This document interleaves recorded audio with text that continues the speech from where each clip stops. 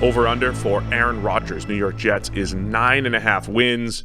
This feels like an easy one. Best case scenario, Aaron Rodgers is the dude. He's back to his MVP ability. He's got his guys there. Garrett Wilson becomes the next Devontae Adams. Last year's defense remains. You're talking about Sauce Gardner at corner. They've got all their pass rushers back.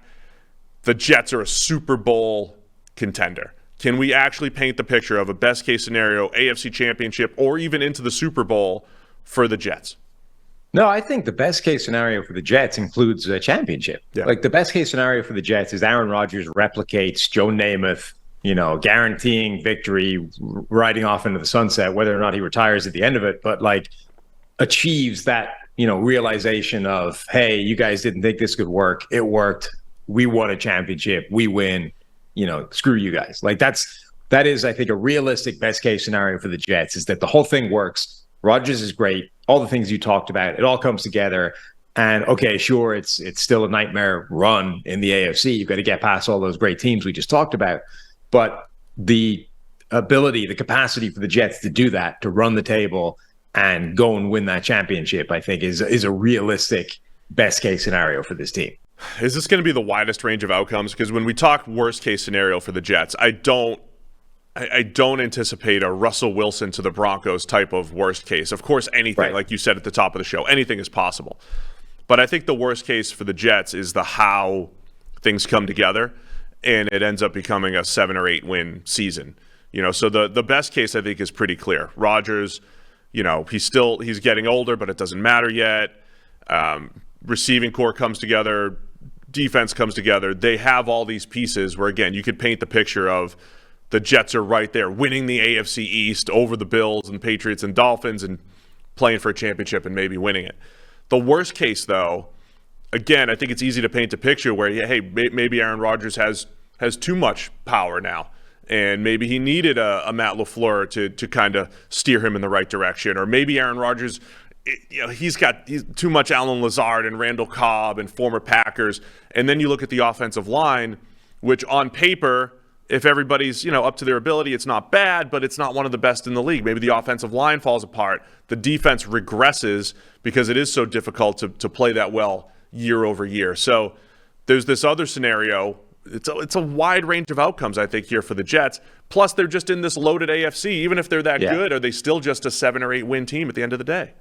I mean, that might be their biggest concern in terms of a low floor for this. But I feel a little bit like Tennessee and Pittsburgh with the Jets, that I think their floor is fairly high because, they won 7 games last season with a complete disaster of a quarterback situation. No matter how the Rodgers thing works, it's going to be better than that. They should have been a playoff team last season, even with the quarterbacks that they had. So with Rodgers coming in, even if it doesn't go well, if he manufactures no chemistry with Garrett Wilson, if the offensive line remains, a beat-up mess and they don't get any better, it's still like a 7-win team, even in that really tough conference. Like Green Bay won 8 last season. The Jets won 7 with what should be a worse roster and without Aaron Rodgers. I feel like you put them together, and the worst case scenario is that team wins 7 games and is irrelevant again. And the worst case scenario really is that it didn't work, right? It didn't work. The Rodgers thing, the all or nothing. Let's load up. Let's focus everything. Let's trade like a significant capital to get Aaron Rodgers because we put all the eggs in one basket. Like, that's the worst case. You put all your eggs in one basket, you drop the basket, and all the eggs are smashed, right? It's worse off than you were before. You put all your eggs in one basket, but you didn't get the benefit of the eggs. Well said. I mean, I'm admittedly guilty sometimes of just looking at history and being like, oh, it could be like this historical thing or that historical thing, right? So it's not like, hey, it's going to look – the worst case has to look just like Russell Wilson's season where everything was terrible, or just like Brett Favre going to the Jets in 2008.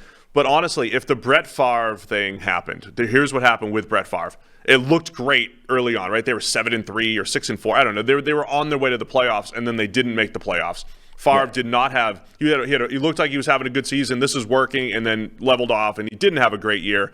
If that exact scenario happened, not just because it happened 15 years ago and the parallels, but that wouldn't surprise me if that happened, in part because the AFC's loaded And again, did Rodgers regress last year, or was that just a lack of weapons and being thrown in with the rookies? Like, all of those things are potentially on the table for the Jets. And I just quickly Googled that because, in my mind, it's like Brett Favre for the Jets, total unmitigated disaster. He ends up, doesn't play long, goes somewhere else, and that's where he becomes good. But he went 9-7 with the Jets. Like, it wasn't, it was bad. It didn't work, but it wasn't the catastrophe that you sort of remember it as because it didn't achieve what it was supposed to. So I think that's a realistic worst case for Rodgers and the Jets, is that it doesn't work again. We repeat history. He goes 7, 8, 9 wins, misses the playoffs, and then, bounces, retires, goes somewhere else, whatever. It didn't work is the worst case.